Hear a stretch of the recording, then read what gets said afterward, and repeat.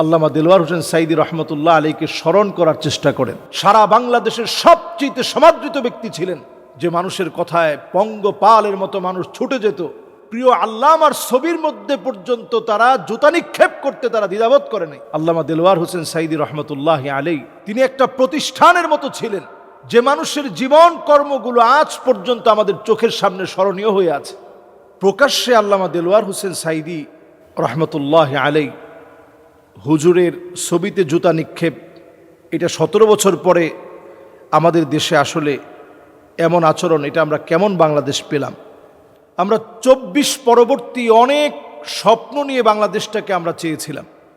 24 পরবর্তী বাংলাদেশ আমাদের কাছে মনে হয়েছিল যেখানে জুলম থাকবে না, নির্যাতন থাকবে না, মানুষ মানুষের অধিকারগুলো নিশ্চিতভাবে ফিরে পাবে। 24 পরবর্তী বাংলাদেশ আমাদের স্বপ্নের বাংলাদেশ হিসেবে আমরা চেয়েছিলাম, কিন্তু আমরা পেয়েছি এখন চতুর্দিকে জুলম, নির্যাতন, চাঁদাবাজি, রাহাজানি, এমনকি প্রিয় আল্লামার ছবির মধ্যে পর্যন্ত তারা জুতা নিক্ষেপ করতে তারা দ্বিধাবোধ করে নাই। আমি মনে করি আসলে আল্লামা দেলোয়ার হোসেন সাঈদী রহমতুল্লাহ আলাইহি এমন একজন মানুষ ছিলেন, যিনি শুধুমাত্র আলেমদেরকে রিপ্রেজেন্ট করেছেন এমন না, মুফাসসিরে কোরআনদেরকে রিপ্রেজেন্ট করেছেন এমন নয়, সারা বাংলাদেশকে তিনি রিপ্রেজেন্ট করতেন। বিশ্বময় বাংলাদেশকে পরিচিত করেছেন যারা, তাদের মধ্যে একজন তিনি। প্রত্যেকটা মানুষ এই পৃথিবীতে এক একটা বড় প্রতিষ্ঠান হতে পারে না। ইন্না হাযাল ইনসান বুনিয়ান, এক একটা মানুষ এক একটা প্রতিষ্ঠানের মতো হবে। আল্লামা দেলোয়ার হোসেন সাঈদী রহমতুল্লাহ আলাইহি তিনি একটা প্রতিষ্ঠানের মতো ছিলেন, যে মানুষের জীবন কর্মগুলো আজ পর্যন্ত আমাদের চোখের সামনে স্মরণীয় হয়ে আছে। তিনি আলোচনা করলেই মানুষ আলোচনায় মুগ্ধ হয়ে কালেমা পড়ে মুসলমান হয়ে যেতেন, যার ইমাম দীপ্ত বক্তব্যের কারণে যুবকদের ভিতরে ওই জায়গাতেই মুহূর্তের ভিতরে মানুষের ভিতরে হৃদয় স্পন্দন জাগ্রত হয়ে যেত, তাকবীর স্লোগান উঠত। যে মানুষটা 80-র দশকে, 90-এর দশকে সারা বাংলাদেশের সবচেয়ে সমাদৃত ব্যক্তি ছিলেন, যে মানুষের কথায় পঙ্গপালের মতো মানুষ ছুটে যেত, সে মানুষকে দিনের পর দিন জুলম করেছে জালেমেরা। আর এখন নতুন করে যারা নতুন অধ্যায় রচনা করতে চায়, আমরা বলতে চাই এই আল্লামা দেলোয়ার হোসেন সাঈদী রহমতুল্লাহ আলাইহিকে যারা প্রশ্নবিদ্ধ করতে চায়, উনার সাথে যারা বেয়াদবি করে, আল্লাহ তাআলা তাদের নাম নিশানা নাস্তা নাবুদ করে দিবে, জমিনের সাথে মিশায় দিবে। শুরু হয়ে গেছে। এরকম করে আপনারা টিকতে পারবেন না। সুতরাং আল্লামা দেলোয়ার হোসেন সাঈদী রহমতুল্লাহ আলাইহিকে স্মরণ করার চেষ্টা করেন। ওনার কর্মগুলো যেগুলো বাকি আছে সেগুলো কিভাবে বাংলাদেশে বাস্তবায়ন করা যায়, ওনার প্রাতিষ্ঠানিক স্বপ্নগুলো কিভাবে বাস্তবে রূপ দেওয়া যায়, সেই চেষ্টাগুলো এখন চালায় যান। আল্লাহ রাব্বুল আলামিন আমাদেরকে এরকম জালেম হওয়া থেকে আল্লাহ আমাদেরকে হেফাজত করুক। ইয়াকুমুয যুলম ফাইন্নায যুলমা যুলুমাতুন ইয়াউমাল কিয়ামা, অন্ধকার চতুর্দিক থেকে ধেয়ে আসার আগেই আল্লাহ তাআলা আমাদেরকে হেফাজত করুক। মোহতারাম, আমরা দেখতে পাচ্ছি এই বছরেও আগামী 2027-28 যারা হজের জন্য প্রাক নিবন্ধন করছে, এইরকম প্রাক নিবন্ধনের মাধ্যমে হজ না করে পায়ে হেঁটে একজন বাংলাদেশি নাটোরের, যার নাম দুলাল, সে পায়ে হেঁটে হজে যাচ্ছে। আসলে বিষয়টা কেমন, এটা ঠিক কিনা? আমরা বাংলাদেশ থেকে এই ট্রেন্ডিংটা তেমন আগে দেখি নাই। আলিফ মাহমুদ থেকে শুরু হয়েছে, এরপরে দেখলাম গত বছর আমাদের পার্শ্ববর্তী দেশ থেকে একজন নারীও পায়ে হাঁটা শুরু করেছে হজ করার জন্য। বাংলাদেশ থেকে এখনও কোনো নারী এরকম সাহস করে নাই, পুরুষরা সাহস করতেছে। আসলে এই যে একটা আবেগ, এই যে দুলাল মিয়া সহ নাটোরের যে ভাইটা চেষ্টা করতেছে, এবং নাটোরের লোকেরা মনে করবে যে হুজুর এই বিষয়টা না বললে মনে হয় আমাদের নাটোরের নামটা অনেক বেশি ফলাও হইতো। আসলে এই কাজটা ইসলাম সমর্থন করে না। সেই যুগে নবী করিম সাল্লাল্লাহু আলাইহি ওয়াসাল্লামের যুগে আবু সাঈদ খুদরি রাদিয়াল্লাহু তাআলা আনহু তিনি পায়ে হেঁটে হজ করার জন্য যখন সংকল্প করলেন, পায়ে হেঁটে তিনি হাজ করবেন যখন নিয়ত করে ফেললেন, নবী করিম সাল্লাল্লাহু আলাইহি ওয়াসাল্লাম স্পষ্ট বললেন, লা তাফআল। নাহি, নবীজি যখন কোনো কিছু নিষেধ করেন তখন লিগাইরি আলা সাবিলিল ইস্তিআলা, যদি নবীজি কোনো বিষয়ে বলেন লা তাফআল, খবরদার কাজটা করো না, এই কাজ করার সুযোগ নেই। সাহাবীকে নবীজি বলছেন ফাইন্নাল মুশি ইয়াশুক্কু আলা নাফসিক, কারণ পায়ে হেঁটে গেলে এটা তোমার জন্য কষ্ট হয়ে যাবে। আপনি চিন্তা করেন, মদিনা থেকে যদি একজন পায়ে হেঁটে হেঁটে হেঁটে হেঁটে যদি হজ করতে যায়, এটা যদি কষ্ট হয়ে যায়, তাহলে বাংলাদেশ থেকে প্রথমে যাওয়া লাগবে ভারতে, সেখান থেকে পাকিস্তান, পাকিস্তান থেকে হয়ে যাওয়া লাগবে তাকে ইরান, ইরান হয়ে যাওয়া লাগবে তাকে ইরাক, ইরাক হয়ে এরপরে তাকে ঢোকা লাগবে সৌদি আরবে। এতগুলো পথ পরিক্রমা, এখানে জটিল কত পরিস্থিতি সৃষ্টি হতে পারে, এগুলো সব বাদ দিয়ে এখন নতুন করে একটা ট্রেন্ডিং শুরু হয়ে গেছে যে পায়ে হেঁটে আমরা হজ করব। এটা আসলে সমর্থন করার মতো বিষয় না। এটা এমন একটা বিষয়, এটা কেমন যেন একটা হুজুগে এখন আমাদের মধ্যে শুরু হয়ে গেছে। আমি বলবো সরকারকে এই জাতীয় যারা দায়িত্ব নিয়ে পায়ে হেঁটে হজে যাওয়ার জন্য নিয়ত করে ফেলছে, তাকে সরকারিভাবে আপনি আনেন, সরকারি কোঠা আছে, এই সরকারি কোঠায় এই জাতীয় মানুষকে, যারা এখন সমস্যা হবে বাংলাদেশে যে এটা নিয়ত করার পরে দেখা যাবে অসংখ্য লোক তারাও পায়ে হাঁটা শুরু করবে যে আমিও পায়ে হাঁটা শুরু করলাম, পায়ে হেঁটে আমি হজ করব।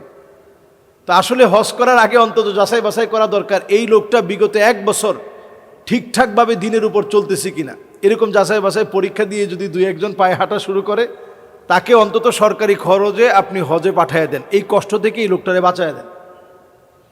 ইসলাম আপনার উপরে এই বোঝা চাপায় দেন নাই। লা ইউকাল্লিফুল্লাহু নাফসান ইল্লা উসআহা। আল্লাহ তাআলা আপনি পারবেন না এর চেয়ে অতিরিক্ত কোনো কিছু আল্লাহ তাআলা চাপায় দিবেন না।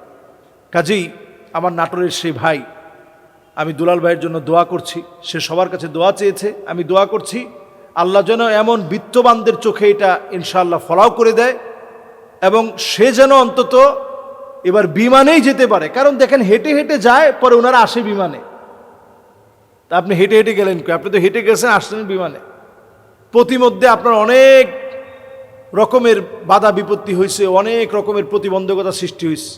এগুলো থেকে আমরা সুন্দর সহজভাবে হজ করতে চাই, প্রাক নিবন্ধন সম্পন্ন করে, নির্দিষ্ট ভালো একটা এজেন্সি থেকে আমরা প্রাক নিবন্ধন সম্পন্ন করে সুন্দরভাবে আমরা যেন হজের কার্যক্রম সম্পন্ন করতে পারি। আল্লাহ যেন তৌফিক দান করেন, আমিন। হুজুর, আমি স্বপ্নে দেখেছি আমি মৃত্যুবরণ করেছি, এটার কোনো শারঈ ব্যাখ্যা আছে কিনা? স্বপ্নে এই জাতীয় বিষয় দেখলে আসলে কি আমি মারা যাব? আসলে স্বপ্নটা এমন, স্বপ্নটা মানুষ 3 সময়ে স্বপ্ন দেখে। কয় সময়ে? 3 সময়ে। এই 3 সময়ের ভিতরে প্রথম স্বপ্নটা হয় একেবারে ঘুমিয়েছেন, ঘুমানো মাত্রই স্বপ্ন দেখা শুরু হয়ে গেছে। এটাকে বলে খিয়ালুল ইনসান, মানুষের কল্পনা, মানুষের কল্পনা, জল্পনা কল্পনা, জল্পনা কল্পনা। বিষয়টা যদি এমন হয় যে খেয়ালুল ইনসান, মানুষের কল্পনা থেকে আপনি কল্পনায় অনেক কিছু দেখে ফেললেন, এমন যদি বিষয়টা হয়, তাহলে এটা কিছুই না, এটা কারো কাছে বলাও দরকার নাই, কোনো গুরুত্ব দেওয়া দরকার নেই। এরপরে আরেকটা স্বপ্ন হচ্ছে লা'বুশ শায়তান, শয়তানের খেলাধুলা। এটাও আপনি বুঝবেন, যেমন ধরেন স্বপ্ন দোষ হওয়া, আরও অন্যান্য সমস্যা হওয়া, এগুলো শয়তানের খেলাধুলার কারণে হয়ে থাকে। তৃতীয় আরেকটা স্বপ্ন হচ্ছে বুশরা মিন ইনদিল্লাহি তাবারাকা ওয়া তাআলা, আল্লাহ পাকের পক্ষ থেকে কোনো না কোনো একটা শুভ সংবাদ দেওয়া। এই স্বপ্নগুলা একেবারে ফজরের আজানের সময় মানুষ দেখে, একেবারে শেষ সময়ে এসে আপনি দেখবেন। এখন আপনি যদি দেখেন যে আপনি মারা গেছেন, তো এটা অনেক সময় আপনি দেখার পরে আপনি ভীত সন্ত্রস্ত হওয়ার কোনো কারণ নাই। ভালো স্বপ্ন দেখলে আপনি আল্লাহর প্রশংসা আদায় করবেন, অস্বস্তিকর স্বপ্ন হলে আল্লাহর কাছে আশ্রয় চেয়ে নেবেন, এবং তা মানুষের কাছে বলা দরকার নাই। আপনি মৃত দেখলেই মারা যাবেন বিষয়টা এমন না, বরং এই মৃত দেখার মধ্য দিয়ে আপনার অন্তরের যে মৃত একটা অবস্থা ছিল, হতে পারে আল্লাহ তাআলা জাগ্রত করে দিবেন। আগে বেনামাজি ছিলেন, এখন নামাজি হয়ে যাবেন। আগে আপনি দিন ওরকম মানতেন না, এখন থেকে দিনদার হয়ে যাবেন। এটা অনেক ধরনের ব্যাখ্যা হতে পারে। নবী করিম সাল্লাল্লাহু আলাইহি সাল্লাম হাদিসের মধ্যে বলেছেন, আর রুইয়া আস-সালিহা মিনাল্লাহি তাবারাকা ওয়া তাআলা, যেটা সুসংবাদজনিত সংবাদ স্বপ্নের মাধ্যমে আল্লাহ দেন, এটা আল্লাহর পক্ষ থেকে একটা শুভ সংবাদ আল্লাহ দিয়েছেন। আর ওয়াল হুলমু মিনাশ শায়তান, আর হাবিজাবি জিনিস দেখা, আপনাকে সাপ দৌড়াচ্ছে, বিল্ডিং থেকে পড়ে যাচ্ছেন, যেগুলো অনেক সময় ব্ল্যাক ম্যাজিকের কারণে হয়ে থাকে, নানা রকমের ভয় ভীতি, প্রতিদিন আপনি স্বপ্ন থেকে লাফ দিয়ে উঠেন, আপনি মনে করেন বোবা জিন আপনাকে ধরছে, আসলে কিছু না, বরং এটা আল হুলম মিনাশ শায়তান, এটা শয়তানের পক্ষ থেকে আসছে। আল্লাহ তাআলা আমাদেরকে এ জাতীয় ভয়ঙ্কর স্বপ্ন থেকে হেফাজত করুক। স্বপ্ন যা দেখবেন কারো কাছে বলবেন না। ইমাম বুখারীর মা স্বপ্ন দেখছেন, শেষ রাতে ওনার পেটটা ফুলে গেছে। ইমাম বুখারীর মা এই স্বপ্নটা ইচ্ছে করলেই যার তার কাছে বলতে পারতেন, না বলে সেই যুগের বিখ্যাত আলেম আবিদি রহমতুল্লাহ আলাইহির কাছে গিয়ে বললেন। তিনি বললেন, আপনার সন্তানটা হাদিস দিয়ে তার পেট ভরে যাবে, বড় আলেম হবে। সত্যি আল্লাহ রাব্বুল আলামিন মুজাররাদ লিসাহিহ সহিহ হাদিসের খিদমতে আল্লাহ তাআলা সহিহ বুখারী সংকলন করার মতো তৌফিক ইমাম বুখারীকে আল্লাহ তাআলা দান করছেন। সুবহানাল্লাহ বিহামদি। সুতরাং স্বপ্ন আমরা যা দেখব, যার তার কাছে বলবো না। যিনি একজন নির্ভরযোগ্য আলেম, তার কাছে ওই স্বপ্ন বলবো যেটা শেষ রাত্রে আমরা দেখেছি। আল্লাহ তাআলা বোঝার তৌফিক দান করুক। আমরা দেখতে পাচ্ছি যে স্যামসাং সহ অনেকগুলো কার্টুন আছে এখন, যেগুলো অনেক সময় ভবিষ্যতে কি হবে এগুলো বলে দিতে পারে। এবং এমন কিছু কার্টুন আছে যেগুলো এআই দিয়ে তৈরি করে রিলস আকারে ফেসবুক সহ মাধ্যমগুলোতে ছড়িয়ে দেয়া হচ্ছে, যেগুলোতে খুব খারাপ খারাপ ড্রেস থাকে। এই ধরনের কার্টুন দেখা যাবে কিনা খেয়াল রাখতে হবে। কার্টুন দেখার ক্ষেত্রে মৌলিকভাবে শরীয়তের ফতোয়া হচ্ছে এই বিষয়টার উপরে, ইন্নাল্লাহা ইযা হাররামা শাইআন হাররামা সামানাহু। যেই পোশাকটা বাস্তবিক পক্ষে পরাটা নিষিদ্ধ, যেমন আপনি রাস্তাঘাটে শুধুমাত্র যদি ছোট ছোট পোশাক পরে যদি আপনি হাঁটেন, এই পোশাকটা পরা নিষিদ্ধ। আপনি মেয়ে হয়ে যদি পুরুষের মতো গেঞ্জি প্যান্ট শার্ট পরে হাঁটেন, হিজাব না করে চলেন, এটা আপনার জন্য নিষিদ্ধ।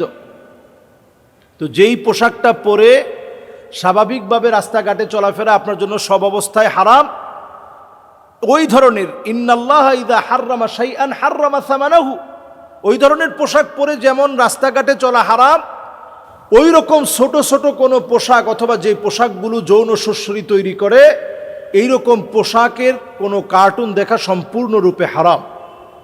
দেখবেন আমাদের ছোট ছোট বাচ্চারা এখন সুন্দর সুন্দর কার্টুন দেখে। ইসলামিক অনেক কার্টুন আছে যেগুলো সালাম দিয়ে শুরু করা হয়, ভাত খাওয়ার সময় কি দোয়া পড়বেন, এরপরে দেখবেন যে ভাত খেয়ে কি দোয়া পড়বেন, ঘর থেকে বের হওয়ার সময় কি দোয়া পড়বেন। এগুলো আমাদের সন্তানরা অনেক সময় দেখে। যদিও আমি বলবো যে স্ক্রিন থেকে যত বেশি দূরে রাখা যায় বাচ্চাদেরকে, যদি দেখতে হয় তাহলে এই জাতীয় কার্টুনগুলো দেখবে, যেগুলো তাকে প্রতিভাবান হিসাবে গড়ে তুলবে, নতুন কিছু সেখান থেকে জানতে পারবে, শিখতে পারবে। এমন কার্টুন দেখা যাবে না যেগুলোতে অশ্লীল ড্রেস আপ আছে, অশ্লীল ড্রেস, অশ্লীল অঙ্গভঙ্গি, এবং উড়ে গিয়ে কিক করতেছে, মারতেছে, এবং কিছু একটা খেয়ে পরে দেখা যায় যে পুরা মোটু পাতলু টাইপের কার্টুনগুলা, যেগুলোর মধ্যে দেখা যায় যে একটু সিঙ্গারা খেয়ে পরে সবাইরে মারতেছে। সে যদিও দেখা যায় অনেক রকম নায়কের ভূমিকায় থেকে সবার সেবা করতেছে, কিন্তু মায়ের পিঠ, গুন্ডামি, বদমাশি শেখানো হচ্ছে। এই জাতীয় কার্টুনগুলা দেখা যাবে না। ইসলাম এগুলাকে সমর্থন করে না। যদি কার্টুন দেখতে হয় যেগুলোর ভিতরে শিক্ষামূলক কিছু আছে, এই জাতীয় কার্টুন ছাড়া অনর্থক কার্টুন, মিথ্যা কার্টুন আমরা দেখব না। এগুলো থেকে আমরা বিরত থাকব। আল্লাহ আমাদেরকে তৌফিক দান করুক। যে আমার স্বামী প্রায় সময় তালাক তালাক বলতে বলতে হাসতে হাসতে আমাকে তালাক দিয়েছে, রাগের মাথায় না, হাসতে হাসতে, দুষ্টামি করতে করতে। এই তালাক কি পতিত হবে কিনা?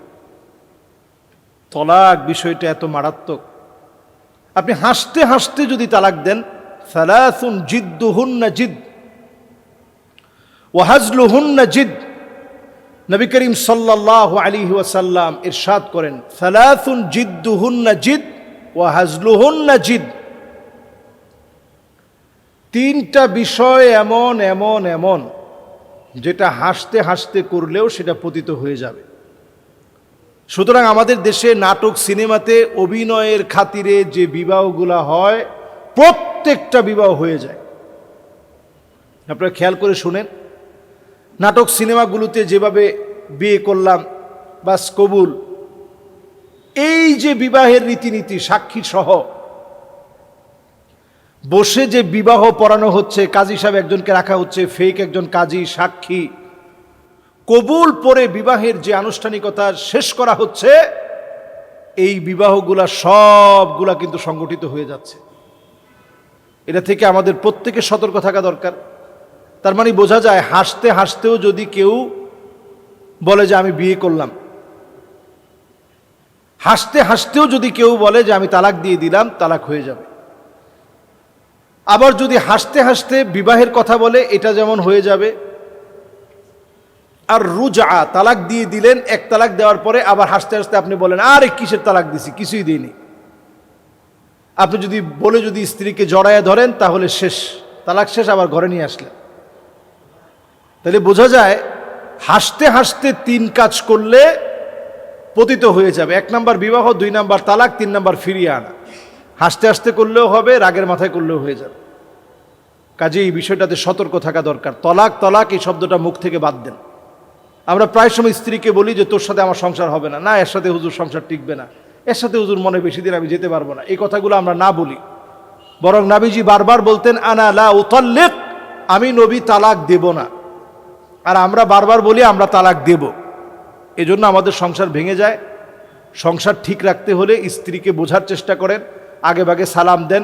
ফাকান্নাসা রাসূলুল্লাহ, নিজেই ঘরটা মাঝে মাঝে ঝাড়ু দেন, তরকারি কাটার ক্ষেত্রে মাঝে মাঝে পারলে সহযোগিতা করেন, বিছনাটা আপনি ঝেড়ে দেন। স্ত্রী অসুস্থ হলে তার পাশে বসে একটু সেবা যত্ন করেন, সূরা ফালাক সূরা নাস পড়ে ফু দিয়ে দেন। আপনি দেখেন যত পাপিষ্ঠ নারী হোক সে আপনার প্রতি বিনয়ী হয়ে যাবে, নম্রতায় মাথা নত হয়ে যাবে, যদি আপনি স্ত্রীর সঙ্গে এই ব্যবহারগুলো করতে পারেন। আল্লাহ তাআলা আমাদেরকে আমল করার তৌফিক দান করুক, আমিন। আমার আব্বা মারা গিয়েছে, আব্বা কিছু ঋণ রেখে গিয়েছে, এই ঋণগুলো পরিশোধ করা এটা কি আমার উপরে ফরজ কিনা? প্রথম কথা হচ্ছে, প্রিয় ভাই, আপনার উপরে ঋণ পরিশোধ করা ফরজ নয়। বাবার রেখে যাওয়া যে ঋণটা আছে এটা পরিশোধ করা আপনার জন্য ফরজ না। তবে হ্যাঁ, নবী করিম সাল্লাল্লাহু আলাইহি ওয়াসাল্লাম হাদিসের মধ্যে নবীজি বলেছেন, নাফসুল মুমিনি মুআল্লাকাতুন বিদাইনিহি হাত্তা ইউকদা আনহু। সন্তান সন্ততি হিসেবে পিতামাতার যদি কোনো ঋণের বোঝা থাকে সেটা পরিশোধ করা অনেক বড় সওয়াবের কাজ, ফজিলতপূর্ণ কাজ। আপনি আপনার পিতামাতার কাছ থেকে যে সম্পদ পেয়েছেন, পিতার কাছ থেকে যে ওয়ারাসাত পেয়েছেন, ওয়ারিশ হয়েছেন, সেই সম্পদ থেকে পিতামাতার জন্য আপনি ব্যয় করেন, এটা অনেক বেশি ফজিলতের কাজ। যদি এই কাজটা না করেন তাহলে আপনার বাবা মা আপনার এই যে আপনি পরিশোধ করেন নাই, ঋণটা দেন নাই, এজন্য সে কবরের মধ্যে আযাব পাবে, আযাবের মধ্যে সে শামিল হবে এবং সে কষ্টে থাকবে। অনেক সময় অনেক মা বাবা স্বপ্নে দেখায় যে বাবা তুমি, আমি বড় কষ্টে আছি। তো সন্তানদেরকে এটা দেখানোর উদ্দেশ্য হচ্ছে এই, তার যে রেখে যাওয়া ঋণ আছে সেই ঋণটা আপনি পরিশোধ করেন। তার যে রেখে যাওয়া ঋণ এটা পরিশোধ যেমন করবেন, পাশাপাশি তার জন্য যদি কোনো ওসিয়ত থাকে, তার যদি কোনো ওসিয়ত থাকে সেই ওসিয়তটা আপনি পূরণ করার চেষ্টা করবেন রেখে যাওয়া সম্পত্তি থেকে। তবে বিষয়টা আবারও জানা দরকার, এটা ফরজ না, বরং এটা ফজিলতপূর্ণ একটি বিষয়, সওয়াবের কাজ। আমরা প্রত্যেকেই আমাদের পিতামাতার উপরে আমাদের দায়িত্ববার যে দায়িত্ব রয়েছে, এই দায়িত্ব পালনে আমরা সচেষ্ট থাকি। পিতামাতার কোনো যদি ঋণ থাকে সেটাকে পরিশোধ করার চেষ্টা করি। নামাজে প্রায়শই আমার মনোযোগ নষ্ট হয়ে যায় এবং এই মনোযোগকে ফিরিয়ে আনার জন্য বারবার চেষ্টা করে আমি ব্যর্থ হই। এক্ষেত্রে আমার করণীয় কি? হাদিসের ভিতরে নবী করিম সাল্লাল্লাহু আলাইহি ওয়াসাল্লাম পরিষ্কারভাবে বলেছেন, ফালিয়াস্তাইদ বিল্লাহি ওয়ালিয়ানতাহি। নামাজের ভিতরে যদি প্রতিনিয়ত এটা হয় ফালিয়াস্তাইদ বিল্লাহি ওয়ালিয়ানতাহি, তাহলে ভাই আমাদের করণীয় হচ্ছে মনটাকে আবার টেনে নামাজের দিকে আপনি নিয়ে আসেন। মন ছুটে যাচ্ছে, আবার টেনে নামাজ মুখী আপনি বানান। আর আউযু বিল্লাহি মিনাশ শাইতানির রাজিম ওয়ালিয়ানতাহি, আউযু বিল্লাহি মিনাশ শাইতানির রাজিম পড়েন এবং এইভাবে নামাজ শেষ করেন। আমি বিষয়টি আরো পরিষ্কার করে আপনাদেরকে বুঝিয়ে বলি। নামাজের ভিতরে যদি বারবার খটকা লাগে তাহলে নামাজ শুরু করার আগেও আপনি বাম দিকে ফিরে 3 বার রূপক অর্থে থুতু নিক্ষেপ করার মাধ্যমে এরপরে আপনি আউযু বিল্লাহি মিনাশ শাইতানির রাজিম বলে নামাজটা শুরু করেন। ফালিয়াস্তাইদ বিল্লাহ ওয়ালিয়ানতাহি, আউযু বিল্লাহ আপনি পড়ে এরপরে আপনি নামাজ শুরু করেন, নামাজ শুরু করে অত্যন্ত মনোযোগটা ধরে রাখার চেষ্টা করেন, যদি ছুটে যায় আবার মনোযোগটা ফিরিয়ে আনার চেষ্টা করেন। ইখতিলাস নামক একটা শয়তান আছে, যার কাজই হচ্ছে ইখতালিসুল ইনসান ফিস সালাহ, নামাজের ভিতরে আপনাকে ধোকায় ফেলে দেয়া। এই ধোকায় ফেলে দেয়া মানুষগুলো নিজেদেরকে বাঁচানোর জন্য আপ্রাণ চেষ্টা করবেন, প্রচেষ্টা চালিয়ে নিজেদের মনটা নামাজের দিকে ফিরিয়ে আনবেন। এই যে ফিরিয়ে আনতেছেন, এটা একটা জিহাদ, এটা একটা লড়াই শয়তানের বিরুদ্ধে। আর যখন আপনার মন একবার ছুটে গেছে, আপনি আরও খারাপ খারাপ বিষয় মনে করার চেষ্টা করতেছেন, তিলকা সলাতুল মুনাফিক, এইরকম নামাজ পড়া হচ্ছে, এটা মুনাফিকের নামাজ। কাজেই নামাজের ভিতরে কনসালটেশন যেন ঠিক থাকে, আপ্রাণ এই চেষ্টা চালিয়ে যাওয়া, আপ্রাণভাবে এই চেষ্টা চালিয়ে যাওয়া। আল্লাহ তাআলা আমাদেরকে তৌফিক দান করুক। মোহতারাম, আমার আম্মা তার অন্যান্য সন্তানদের ব্যাপারে আমার কাছে বসে সত্য সত্য অনেক বিষয় বলে, যেগুলো শুনলে হয়তো তারা কষ্ট পাবে। এটা কি আসলে গীবত হবে? এই গীবত সম্পর্কে আমরা অনেকেই জানি না। যিকরুকা আখাকা বিমা ইয়াকরাহ, গীবত কি জিনিস? আপনার ভাইয়ের বিরুদ্ধে এমন কোনো কথা বললেন যেটাতে আপনার ভাই কষ্ট পাবে, এটার নাম গীবত। হ্যাঁ, যদি সেটা তার মধ্যে থাকে তবেই তো এটা গীবত। আর যদি তার মধ্যে না থাকে, ফাকাত বাহাত্তাহু, আপনি তার উপরে অপবাদ দিলেন, এটা গীবতের চাইতে মারাত্মক। তাহলে বোঝা যায় গীবতটা আমাদের সমাজের ভিতরে একেবারে পায়কারি দরে চলে। এবং যে বোন প্রশ্ন করলেন, এই প্রশ্নের প্রেক্ষিতে আরও বেশি বোঝা যায় যে অনেক সময় আসলে মা এবং মেয়ে দুইজন মিললে অন্যান্য ভাইয়ের নামে, বোনের নামে অনেক কিছু হয়তো মা তার মেয়ের কাছে বলতেছে। এখন এটা গীবত হবে কিনা?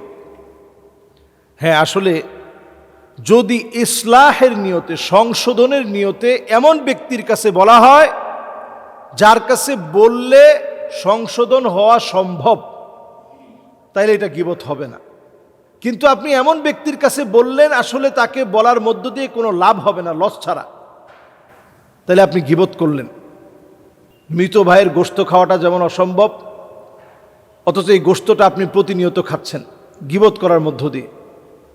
আমরা গীবত করার মধ্য দিয়ে মৃত ভাইয়ের গোশত খাচ্ছি। আপনি চিন্তা করেন, হ্যাঁ, গীবত কোন জায়গায় গীবত হবে না? যদি সংশোধনের নিয়তে, যেমন ধরুন এখানে আমার মুসল্লিদের মধ্যে একজন মুসল্লি, তার হয়তো এমন একটা দোষ আছে যেটা আমি যদি তাকে শুধরে দেই সে শুধরে যাবে, এই জন্য অন্য একজন আমার কাছে এসে বললেন যে খতিব সাহেব আপনি একটু নসিহা করে দিয়েন, এটা গীবত হবে না।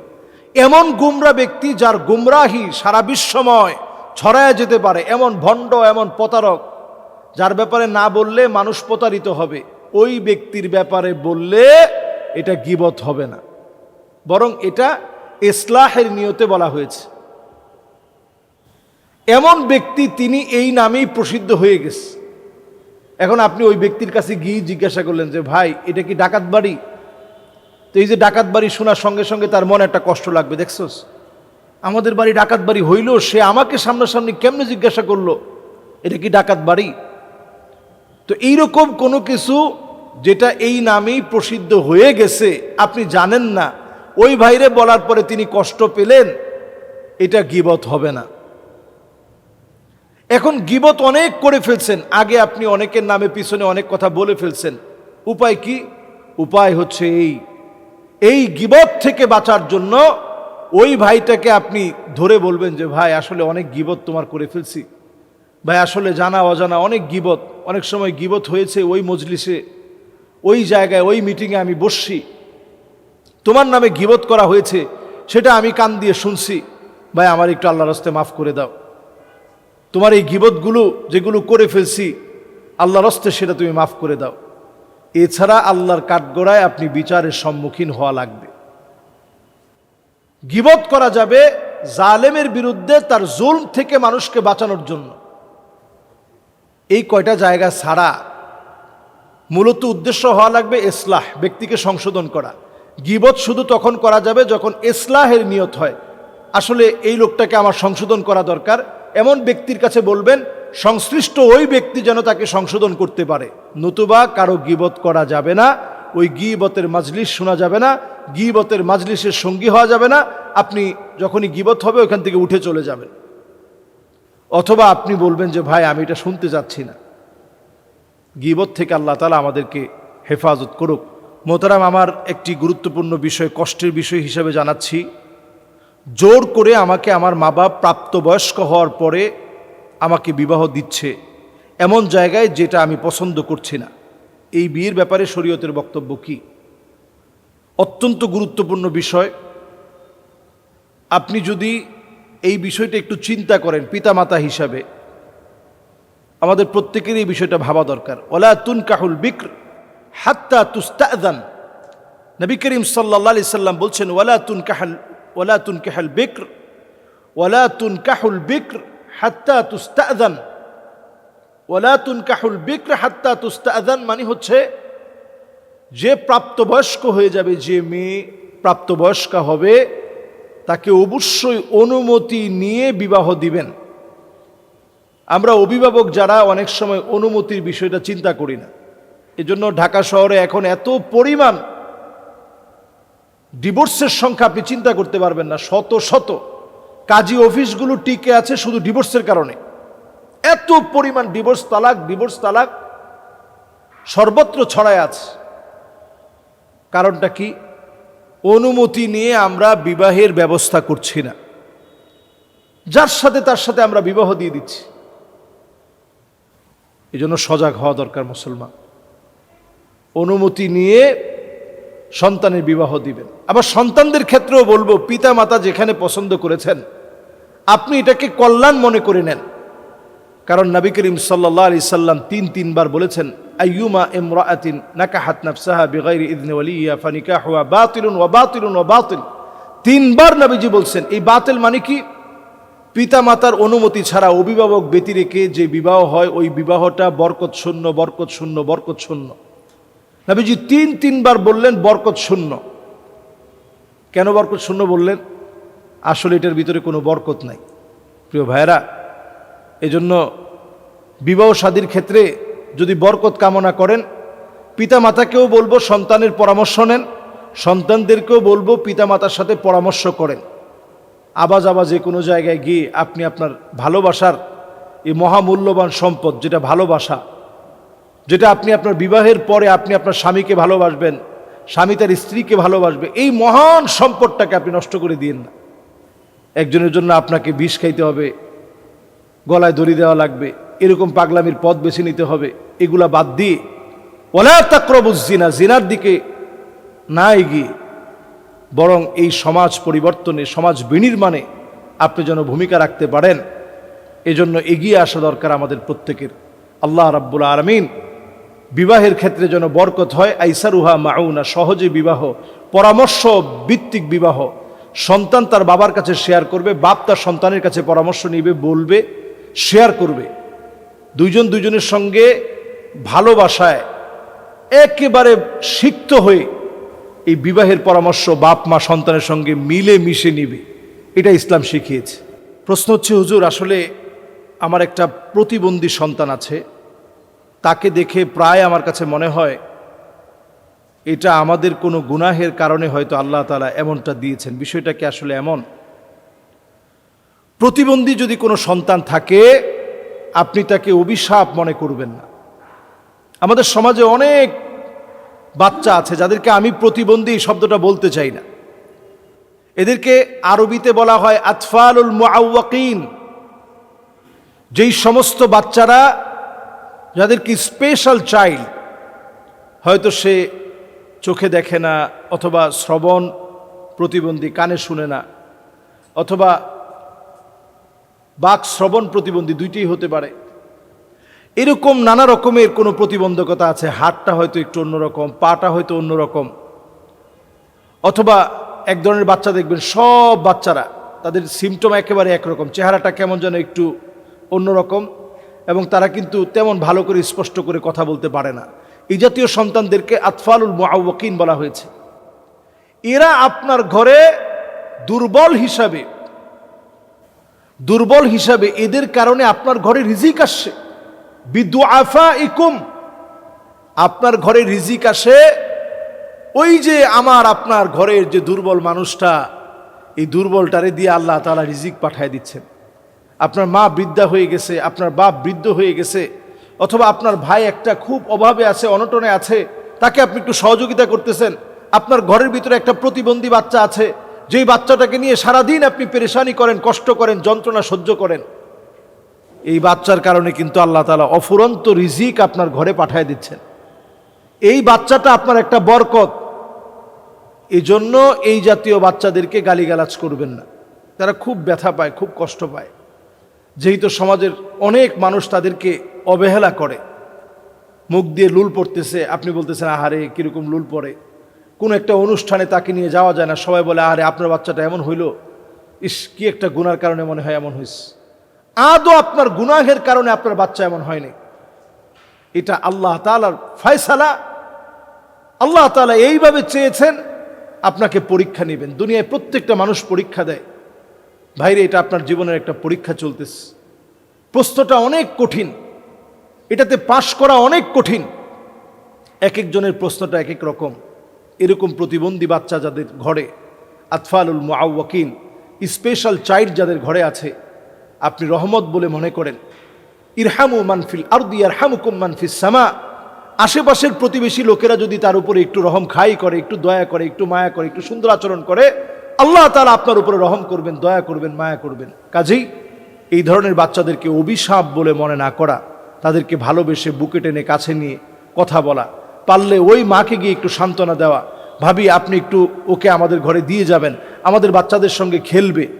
এই যে ওই মায়ের মুখে আপনি একটু হাসি ফুটালেন, ইন্না মিন আবাররিল বীর আইয়ুদখিলা সুরুর ফি কলবি আহাদিকুম, ওই দিনের সবচেয়ে সওয়াবের কাজ হিসাবে গণ্য হবে আপনার ছোট্ট এই আমলটি, ছোট্ট এই কাজটি। আল্লাহ তাআলা আমাদেরকে বোঝার তৌফিক দান করুক।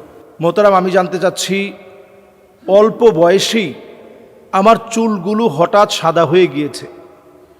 এই চুল সাদা হয়ে যাওয়ায় আমি কি এগুলোতে কালো কলম ব্যবহার করতে পারবো কিনা? অত্যন্ত গুরুত্বপূর্ণ প্রশ্ন এটি। আমরা আমাদের সমাজে দেখি যে বয়স হওয়ার আগেই, তেমন বয়স হয়নি, হঠাৎ করে তার চুলগুলো সাদা হয়ে গিয়েছে। যদি বিষয়টা এমন হয়, তাহলে প্রথমেই নবী করিম সাল্লাল্লাহু আলাইহি ওয়াসাল্লামের হাদিসটা সামনে আনতে চাই। গায়্যারু হাযা শাইব, গায়্যারু হাযা শাইবা। আমরা আমাদের এই সাদা চুলগুলা পরিবর্তন করতে পারি। নবীজি নিজেও বললেন যে তোমরা পরিবর্তন করো, সাদাকে অন্য কোনো কালার দিয়ে পরিপূর্ণ করো অথবা পরিবর্তন করো। ওয়াজতানিবুস সাওয়াদ, এক্ষেত্রে খেয়াল রাখতে হবে কালো করা থেকে নবীজি বারণ করেছেন। ইহুদিদের পছন্দনীয় কালার ছিল ধোঁকা দেওয়ার জন্য, তারা কালো করত। নবীজি বহু হাদিসের ভিতরে বলেছেন খালিফুল মাজুস, মাজুসি যারা আছে, অমুসলিম যারা আছে, তাদের অনুসরণ অনুকরণ থেকে তোমরা বেঁচে থাকো।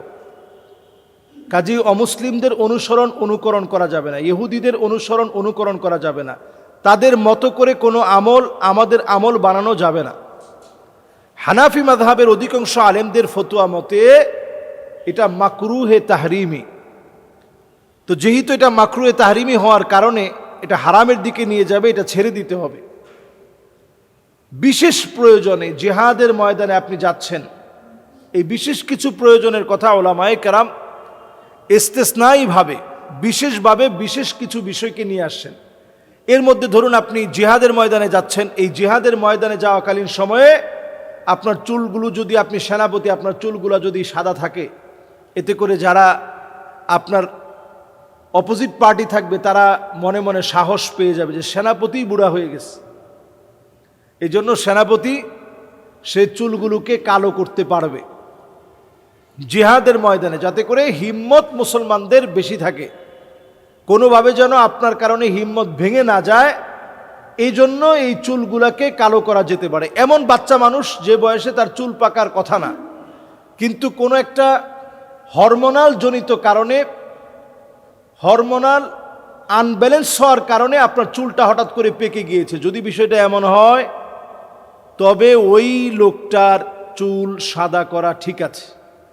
যেমন 20 বছর বয়স, 25 বছর বয়স, হঠাৎ করে আপনার চুল পাকা শুরু হয়ে গেছে, এই বয়স তো চুল পাকার বয়স না। আরবিতে চুল পাকার একটা বয়সের কথা বলা হয়েছে। মুদ্দাতু শাইব, যখন চুল পেকে যাবে, এই বয়সটা উল্লেখ করা হয়েছে 50-এর পরে।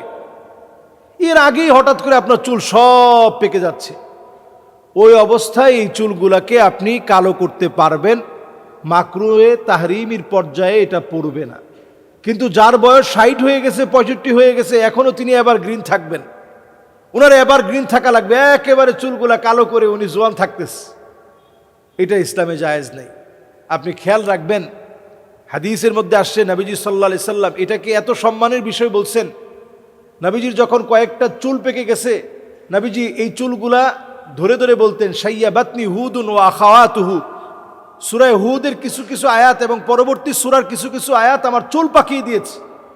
তো এই আয়াতে কারিমাগুলো নবীজিকে অনুপ্রাণিত করেছে, নবীজিকে আরো বেশি এই পেকে যাওয়া দাড়ি নবীজি ধরতেন এবং দেখতেন এবং বলতেন, আমার কয়েকটা দাড়ি পেকে গেছে।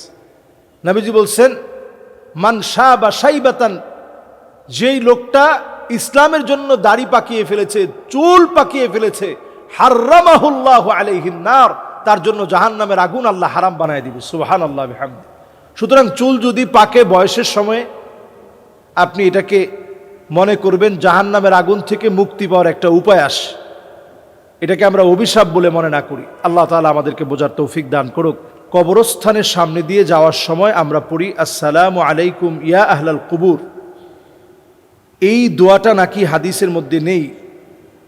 অন্য কোন দোয়াটা আমরা পড়তে পারি যেটা হাদিসের মধ্যে আছে? অর্থগত দিক থেকে আসসালামু আলাইকুম ইয়া আহলাল কুবুর যদি কেউ পড়েন, কোনো অসুবিধা নেই। কবরবাসীর উপরে আপনি শান্তি কামনা করলেন, আযাব থেকে যেন আল্লাহ তাআলা মুক্তি দেয়, রেহাই দেয়, সেটা আপনি কামনা করলেন, এটা কোনো সমস্যা নেই, আপনি পড়তে পারেন। পাশাপাশি আপনি যেহেতু প্রশ্ন করে ফেলেছেন, সুতরাং একটি দোয়া আমাদের জেনে রাখা দরকার। কবরের সামনে দিয়ে যখন আপনি যাবেন, আপনি দোয়া পড়বেন, আসসালামু আলাইকুম আহলাদ দিয়ারি মিনাল মুমিনিনা ওয়াল মুসলিমিন ওয়া ইন্না ইনশাআল্লাহু বিকুম লাহিকুন। আমি আবারও বলছি, আসসালামু আলাইকুম আহলাদ দিয়ারি মিনাল মুমিনিনা ওয়াল মুসলিমিন ওয়া ইন্না ইনশাআল্লাহু বিকুম লাহিকুন। এই দোয়াটা পড়া অনেক ফজিলতের বিষয়। কি বলছেন?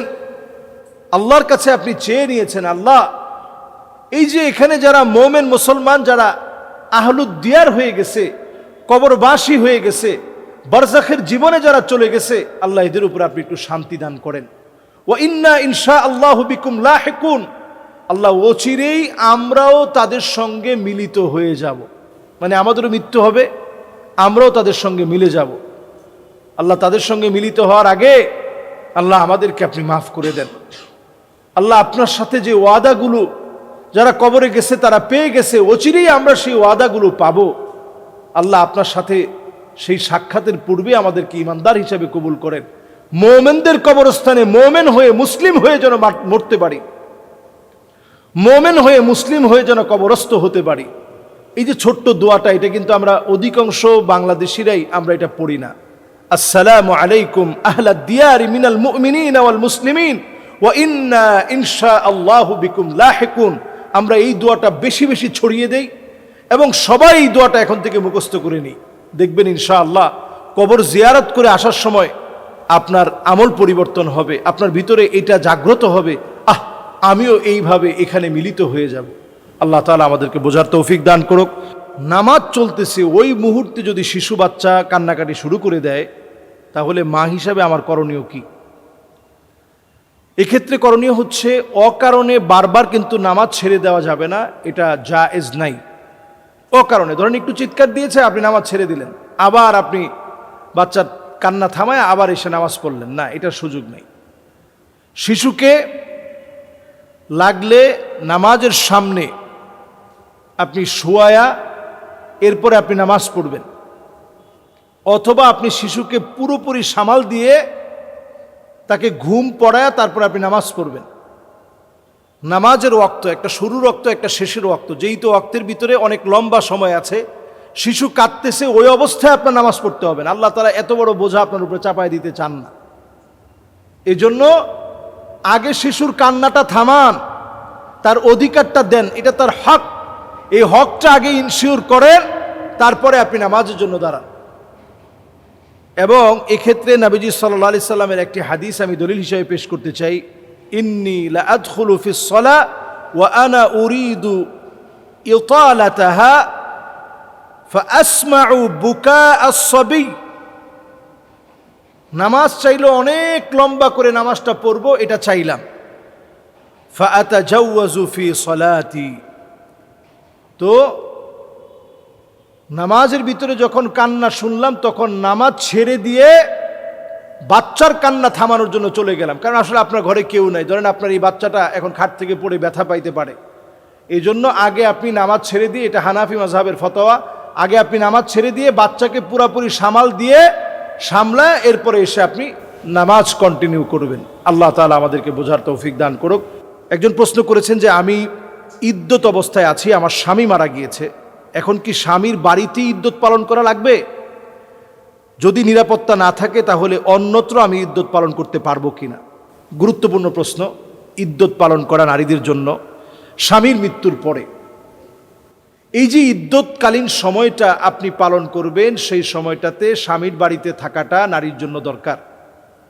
কিন্তু হ্যাঁ, স্বামীর বাড়িতে থাকবে ওই জায়গাটা যদি নিরাপদ না হয়, এমন হয় যে স্বামী ছিলেন তার একমাত্র আশ্রয়ের একটা চাদর, স্বামী তাকে চতুর্দিক থেকে বাধা বিপত্তি থেকে বাঁচিয়ে ঘরের মধ্যে আশ্রয় দিয়ে রেখেছে, প্রশ্রয় দিয়ে রেখেছে, সেই স্বামী দুনিয়া থেকে চলে গেছে, যদি বিষয়টা এমন হয় তাহলে তিনি অন্যত্র ইদ্যত পালন করতে পারবেন।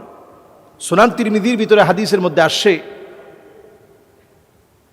নবীজি সাল্লাল্লাহু আলাইহি ওয়াসাল্লাম বলছেন যে উমকুসি ফি বাইতিক হাত্তা ইয়াবলুগাল কিতাবু আজালা, নির্দিষ্ট দিন পালন করা দরকার আপনার স্বামীর ঘরেই।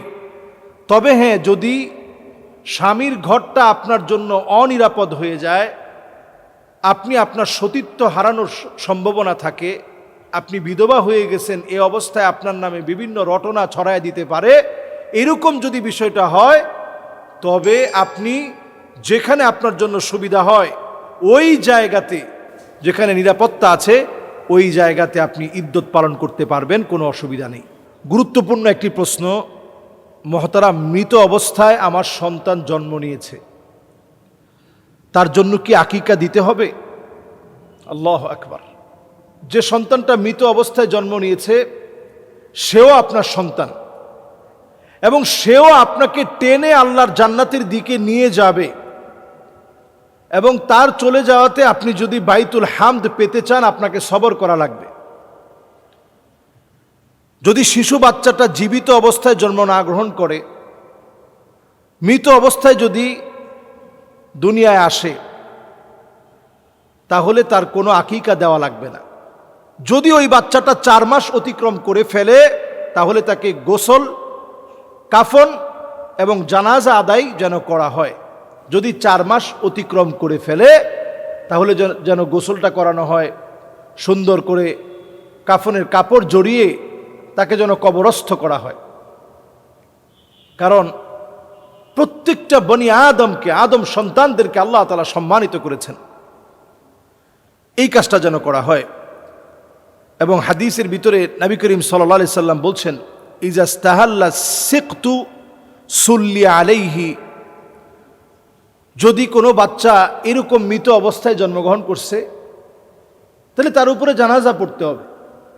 যদি তার 4 মাসের উপরে বয়স যদি সে হয়ে যায়, তাহলে জানাজার নামাজ পড়ে দাফন এবং কাফন এগুলো সম্পন্ন করতে হবে, স্বাভাবিক নিয়মেই কবরস্থ করতে হবে।